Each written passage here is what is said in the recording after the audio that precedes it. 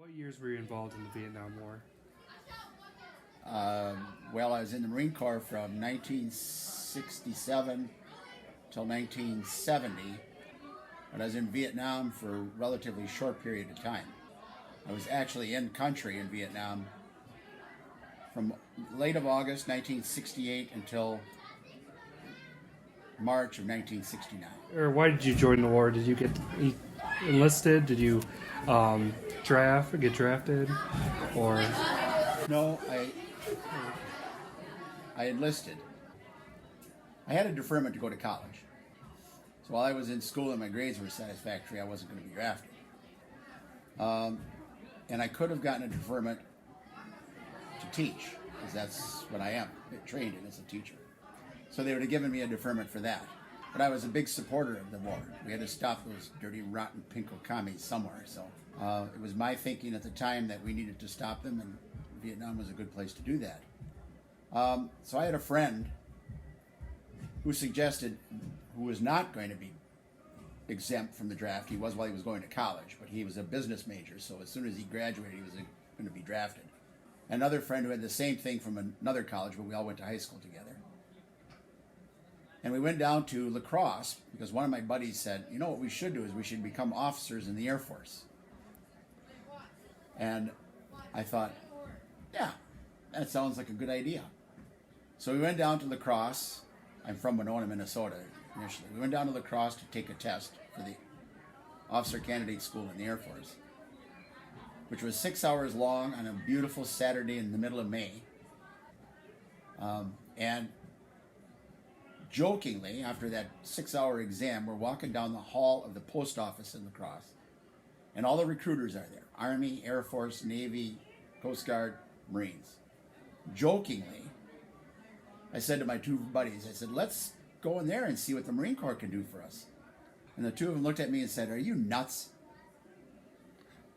I thought, yeah. So I went in there. I was the only one that went in there. The other two wouldn't even go in. And I told them I was interested in the officer candidate school. And so they went into, one of them went into the Air Force, one into the Army, and I was into the Marine Corps. But the one that went into the Air Force was accepted to officer candidate school. And even though I was a year behind in college, because I took a year off on the request of the college, so I was a year behind them from graduating. Both my buddy that went into the Air Force and I were both sworn into the military on the same day in the same building at the same hour. He in the Air Force and me in the Marine Corps. But I had another year of college to go. He was going to go that following fall into officer candidate school in the Air Force. I had another year and a fall to go before I was enlisted. I enlisted, but I wasn't on active duty until that year passed, till I got my college diploma. That's what it was. what is your thoughts on draft dodgers for the people who didn't just decide to leave and pack up and go? Or? Well, I don't know. I don't know what is in their minds. I don't know. I have no problems with. I have some friends who refused to be drafted. I have a high school classmate that went to jail for 2 years because he refused to go into the draft. He refused. How can I fault him? I mean, he was willing to, for his beliefs and his feelings, to go to jail for it for 2 years. I have other friends who refused and were thinking at the time of going to Canada. They didn't have to because the war ended, but I don't have any problems at all. I'm going to clarify that.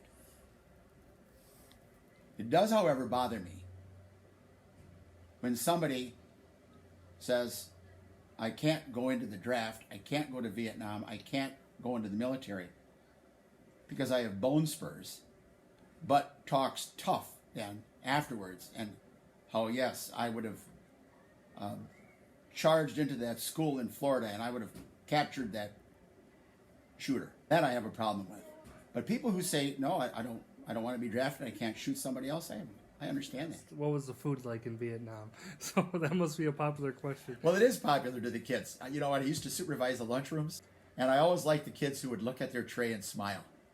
They get their tray filled, and they're going to the cafeteria, and they're looking at their tray, and they're smiling. That means they really love food, That's good. So I always enjoy that question. They say, what was the food like? then it's two different answers. When you're out in the field, out in the bush, you're eating C rations or long rations. When you're back in the rear, the food is super. Oh gosh, yes, you know.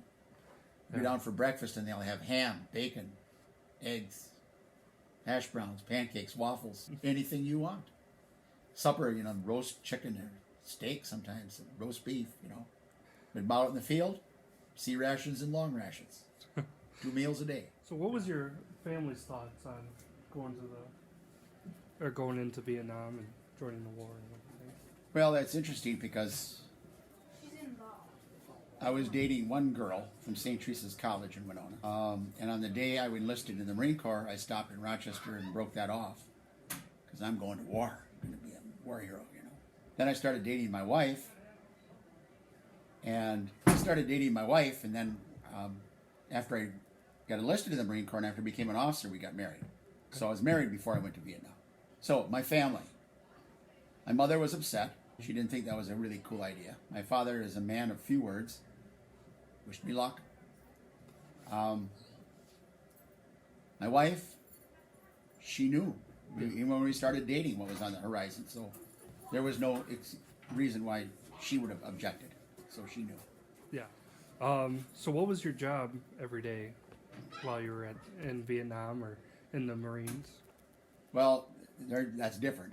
My job in the Marines was different than my job in Vietnam. My job in Vietnam was an artillery forward observer. For example, that cannon out here in the park is a 105 millimeter cannon. The particular battery that I was a forward observer for was that kind of cannon, 105 millimeters. That has a range of 7.5 miles. So that cannon can hit targets in Rock Springs or Loganville or Laval. Oh, wow. But you can't see those places from the park here. So you have to have somebody that's out there in the field who can see those rounds land, then radio back to the battery and say you're not hitting the target exactly, this is what you have to do to hit it, in so many words. A good forward observer will make one adjustment after their spotting round. One adjustment and you should be right on target. You don't need any more than that because the enemy's going to leave, you know. So that was my job when I was in Vietnam, was an artillery forward observer. When I got back, I was a company commander for a training company at Camp Pendleton, California, training young men to go to Vietnam. Were you involved in any major events out there, like the Tet Offensive or any other major war? The Tet Offensive was in the spring of 1968. Okay, so and I didn't get there until August of 1968, the very end of August 1968. Okay.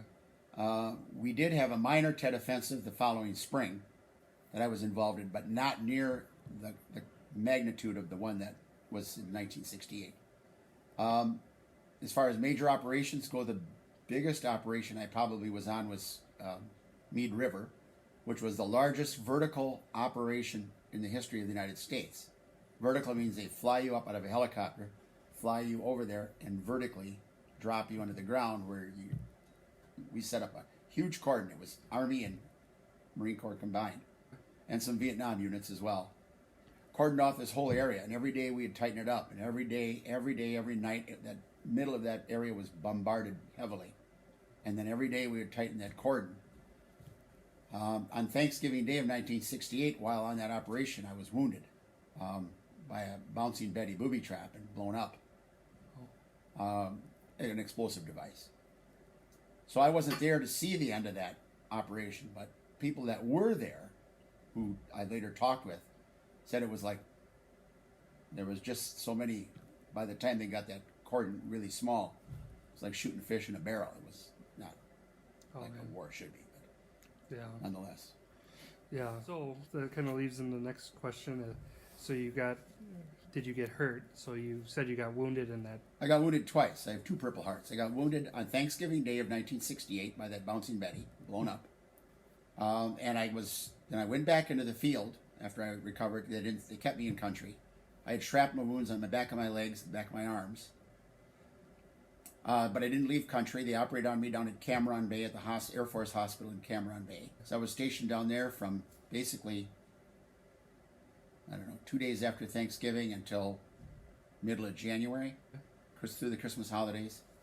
Then I was back out into the field, and on George Washington's birthday of 1969, I was shot on just a sweeping operation in a small village. So twice I was wounded. That time, the second time I was wounded, they sent me back to the United States because I couldn't raise my toes when I walked.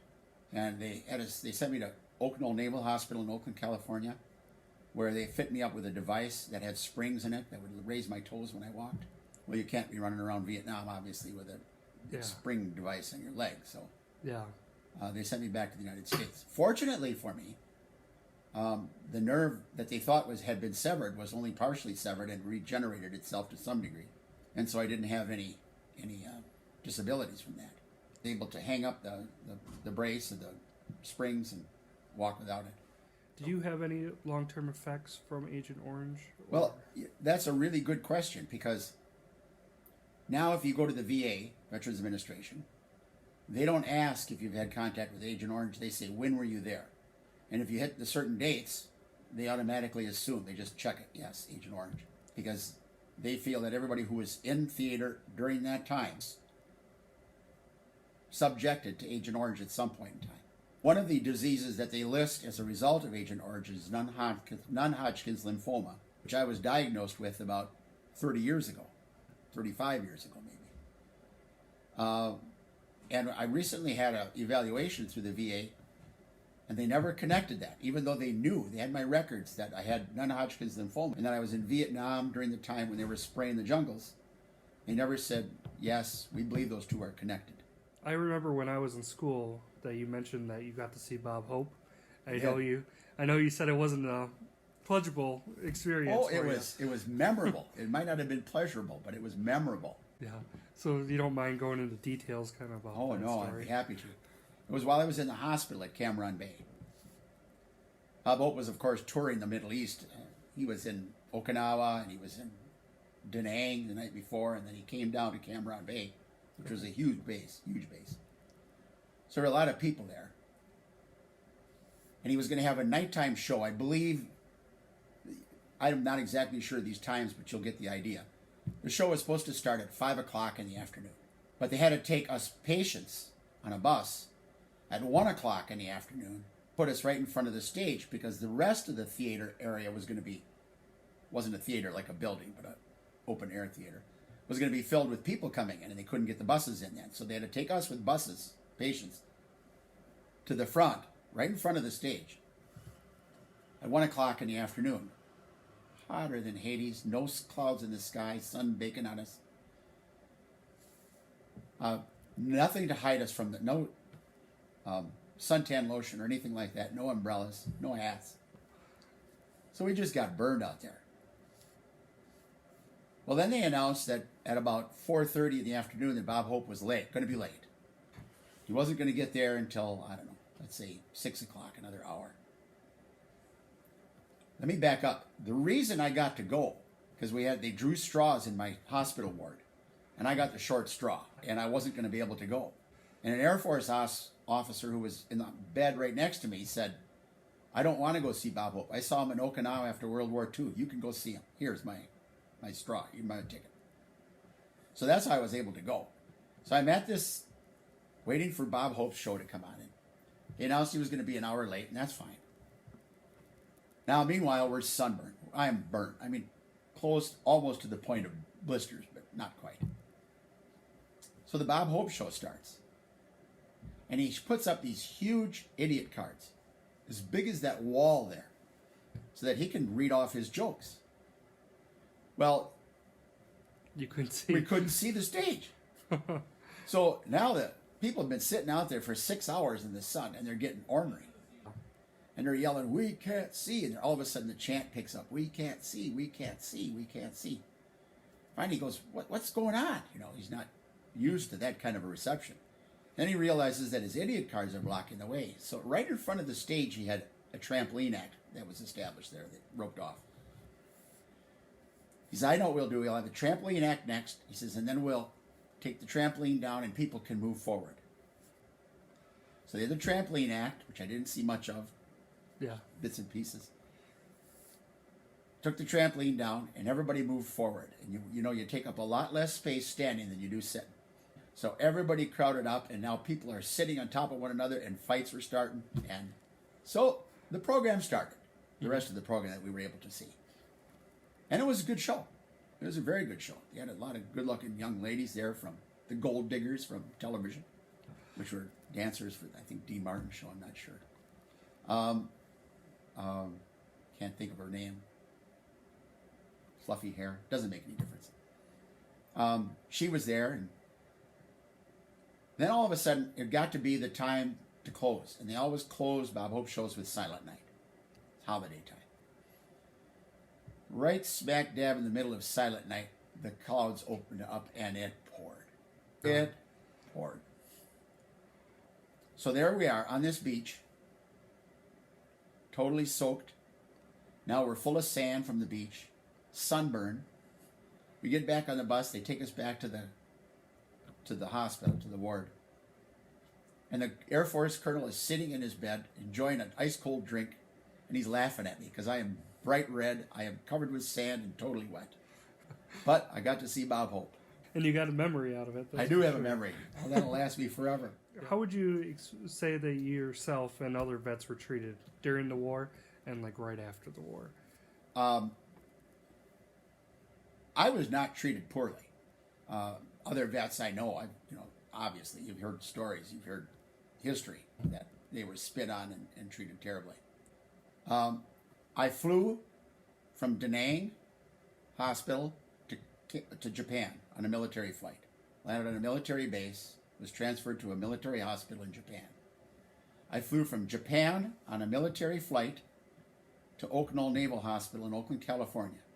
Landed on a military base. There are no protesters there. There were no protesters in Japan. Mm-hmm. There were no protesters in Da Nang.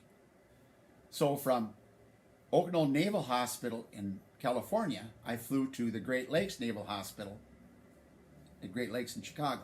Military plane, military base, no protesters. Transferred to a military hospital at Great Lakes Naval Hospital. So I never had to go through a airport terminal where civilians were who might spit on you or treat you badly. I was never treated badly. Then I went from the Great Lakes Naval Hospital to my home in Winona to meet my wife and family. My brother lived in Racine, Wisconsin, and he picked me up at the hospital, and we drove in his car. So, again, no contact with anybody who would have treated me badly. I was never treated badly, personally. And when I got back home, my next-door neighbor had two small kids, and he was a Marine in World War II, fought in the Pacific. And so his kids had big signs up, welcome back, and, of course, their dad is a Marine. He's not going to let them say, get the hell out of the neighborhood. So I was never treated badly, but I know obviously others were. So what is your best/worst experience during Vietnam War? Well, when I was in the hospital, besides seeing Bob Hope, you've got to try to picture this in your mind, that Cam Ranh Bay is not like most ordinary military bases in Vietnam. Most ordinary military bases are lights out at dark. Cam Ranh Bay was lit up like a Christmas tree at night. You could go to the officers' club and you could play nighttime tennis because they had tennis courts lit it for nighttime play. So that's where I was in the hospital at Cam Ranh Bay. So we had some experiences. I was able to limp over to the officers' club and have some refreshments. And I had buddies who were able to walk before I was. One was shot in the arm, so he was able to walk around easily. He was a Marine Corps officer. And they would bring me back beer, which was illegal. But so there I am underneath my sheets in the bed, hospital ward, drinking beer because it was something we thought we were getting away with. Just like kids. We were kids. So I had some good experiences there at the hospital. And obviously the reverse of that is when you're out in the field and getting shot or seeing other people get shot and killed, or having services when you get back to the rear. And you always have a service for those that are shot with the empty boots up front. And those are kind of experiences that are hard to forget. So what is your general thoughts of the Vietnam War? I know my class, he kind of said, he was kind of guessing that within 20 years, this class might not even be offered anymore because it won't be relevant. Do you feel that way, or do you feel that it's something that should keep on for the next couple generations be taught. Well, I would like to think that there are some lessons to be learned there. But then I have living proof that the lessons are not learned. Let me give you an example. I'll ask the kids, how many names are on that wall, that marble wall, black wall in Washington, D.C.? 58,000. And what did we win? We lost 58,000. The average age was 19 years old. 58,000 kids. For what purpose? The truth of the matter is, if we wanted to win that war, we could have won it in a month. Would it have been pretty? God, no. Would the world have been against us? For sure, yes. But my point is, you don't get involved in a war unless you're going to win it. You don't let the politicians run the war from the rear, although that's been done since history started. So then we come up with the Iraq War. And I'm thinking to myself, they don't have any evidence of weapons of mass destruction. They're saying that we're going to be greeted on the streets with flowers and welcoming. The war is going to take just a few months and it'll all be over and we'll be decisive victors. We didn't learn anything. All three of those were lies. So there we went from Vietnam to Iraq and pulling the same mistakes as we did before. So I'm at the point now with our politicians making, in my opinion, some poor choices. And I wouldn't really advise a kid to join the military. Not until we get some sense into our leaders. Yeah, no point to do pointless wars. And yeah, 58,000 people. I have this picture in my mind of a huge meat grinder. And we're dumping these young kids in a meat grinder, and out comes the other end just casket fillers, you know? Yeah. It's too bad that we don't learn from our mistakes. And that's why I know the big argument for teaching history classes is because you can learn from history. You would hope. But sometimes that's not the case, unfortunately. You would hope that's true. So anything else you kind of want to share about your experience? Any questions? Let me just tell you a story. Because a couple of years ago, several years ago, we Herschel, they put on a program called Stories of Heroes, Tales of Heroes, something like that. And I was telling Jeff Herschel and Joe Dragney, yes, about the experiences that my wife had when I was in Vietnam. And I told him this story, and Jeff said, why don't you tell that in this program we got coming up? So I did it. And I would just like to cover this. Because it's much harder on the people you leave behind. I told you I was wounded on Thanksgiving Day. The Marine Corps has a tradition where they send a live person to notify the family. They don't do it with just a telegram. So my wife was a teacher. She had off, obviously, Thanksgiving Day, Thursday, Thanksgiving Day, and the Friday after, she had off from school. Friday night, her and a friend of hers were going to go out for supper. About 5 o'clock, late November. It's dark by that time, 5:30. There's a knock at her door. She lived in an apartment in Winona, Minnesota. There's a knock at her door. She opens the door, and there stands a Marine Corps major in his dress blues. You instantly know what she thought. So he said to her, are you Mrs. Wieczorek? Yes, I am. May I come in, he said. No, you may not, she says, until you tell me why you're here. Well, I'll explain it all, just if I can come in. No, she refused to let him in until he told her why he was there. So finally he said, well, your husband's been wounded, but he's alive. He's okay. Okay, now you can come in, she said, and tell me the details, which he did. Then she said to him, or he said to her, I have to notify the parents. Winona, Minnesota, just about 2 miles away. He says, would you accompany me to go and tell the parents? Sure. So there's my parents. Again, it's late, Friday night, day after Thanksgiving. All my brothers are there with my nephews and nieces running around, raising hell. They were just little kids. And in comes my wife with a Marine Corps major dressed in dress blues. What's their first thought? So he managed to explain to them what he had told my wife, that I was wounded, but I wasn't going to even be sent out of the country, so it wasn't all that serious, although I got 91 stitches in that first round of shrapnel. And then, I love this part. My dad offered the guy a drink, the Marine a drink, because that's what you do. So, Yeah. it's harder on them than it was on me. I knew what was happening to me. They didn't. So, what was your thoughts on the coverage of the war during that time? Like Walter Cronkite going into people's TVs and everything, just kind of talking about the war and everything. Yeah, you had war delivered to you on your supper time plate. Yeah, for the first time. For the first time ever. Live action shots, pictures of bodies coming back.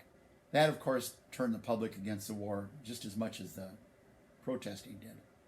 I think there was a time when Walter Cronkite finally said, "Can't support this anymore. This is, as a newscaster, I can't do this." It was interesting. I mean, being able to watch the war firsthand in late night news. Now you'd see it 24 hours a day with 24-hour coverage. Can you kind of just tell your life after the war? I was, as I said, I was a training officer at Camp Pendleton, California, until I got out. And I got out early. I got out a couple months early because I wanted to go back to college and become a guidance counselor. I'd interviewed for a job, and the guy says to me, "You know what I think you should do? I think you should go back and be a guidance counselor and a coach." He says, "You sound best fitted for that." Okay, I get the idea. So I got out a couple months early, maybe 2 months early, to go back to college, to Winona State, and get my master's degree in guidance and counseling. Then to come to find out, if you wanted to be a guidance counselor, you had to have, at that time, you had to have teaching experience, a minimum of 2 years. So anyway, then I had to find it. Now I got to find a teaching job. If I want to be a guidance counselor, I got to find a place that'll take me for 2 years to get some experience. So I was at Winona State, living there, working part-time, getting the GI Bill, got my master's degree, applied for many, many, many jobs all over, but the jobs weren't as easy to come by then as they were when I first graduated. But lo and behold, I got an elementary physical education teaching job at Cochran Fountain City, which is right across the river from Winona in Wisconsin. In fact, wouldn't have had to move to Cochran. We did move to Cochran because I felt it was important to live in the community that I'm working in. But I taught elementary physical education for 3 years. In the third year, I said to my wife, "I can't take these little kids anymore. I just can't. I'm not suited for these little kids." I said, "I'd rather go back to Vietnam than teach these little kids." So the administration got word of that, and they moved me up to the high school to teach some high school physical education and to be a guidance counselor part-time. So I had some experience with that as well. So by that time, I had my teaching experience at elementary level. I didn't want to be an elementary guidance counselor. That was for sure not. So they gave me, for 3 years, I taught physical education at the high school and part-time guidance counselor. Then the principal left, and the superintendent asked me if I was interested in being a principal, which I never thought of. What? Principal? Hey. So the more I got to thinking about it, I thought, yeah. Well, come to find out, in order to be a high school principal, you got to have more years of teaching experience or whatever. So he was willing to wait, but obviously he had to fill a job. So he filled the job with another guy, and he stayed there for longer than I preferred. So once I got my 3 years in high school done of teaching, the job wasn't there. So I either had to stay as a physical education teacher and guidance counselor, part-time guidance counselor, or find someplace else. So I applied to several different places. New Richmond was one. I got a contract offer from them. I had an interview at Adams Friendship, Monroe, Reedsburg. The day I had my interview in Reedsburg, I had in the afternoon an interview at Adams Friendship. I already had a contract sitting on my desk from New Richmond, Wisconsin. And I thought, I just as soon go to Reedsburg, even though at that time they would have paid me less. They were paying me less than I would have made at New Richmond. New Richmond offered me more money. But it was a middle school position. and I didn't want middle school, I wanted high school. So I came to Reedsburg as the assistant principal and athletic director in Matt Delkamp's office, right over there, for I'm not going to stay here any longer than 2, maybe 3 years maximum, and I'll have my experience, and I'll go on and look for something else in it. But they treated me well. The school district of Reedsburg, the school board treated me well. And even though I started out less, my salary was now up there where comparatively, compared to other assistant principals in our conference, I was at the top. So I said to my wife, you know, Mr. Vanderwater is not going to be here forever. So 11 years, make a long story short, 11 years I was the assistant principal and athletic director at Webb High School, occupying that little office over there. And then the position opened up for middle school principal. And I thought, let's try for that. You know, middle school I can deal with. I can deal with the upper elementary age kids. So I applied for that and got that. So I was there until I retired. And then after the last couple of years, we moved back up here when they built a new high school. So I was back in the same building where I started off with here many years ago. That brings me up to today, except the fact that in the meantime, from the time I got back from Vietnam to now, I had 3 children. I now have 6 grandkids. My kids are all college graduates, and they have decent jobs. And my 6 grandkids are keeping me busy with sports events. I'll give you this, because somebody might see this who has got connections.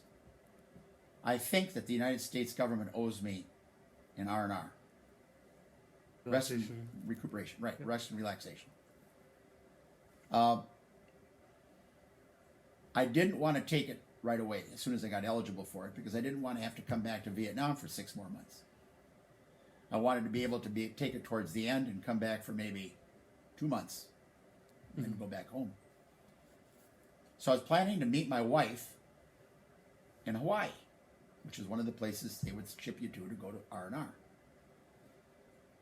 And I got wounded and sent back to the United States before I got my R&R. So I believe that the United States government owes me an R&R. So I always tell the kids, if any of you ever become a senator or a representative, I'm going to hit you up on this.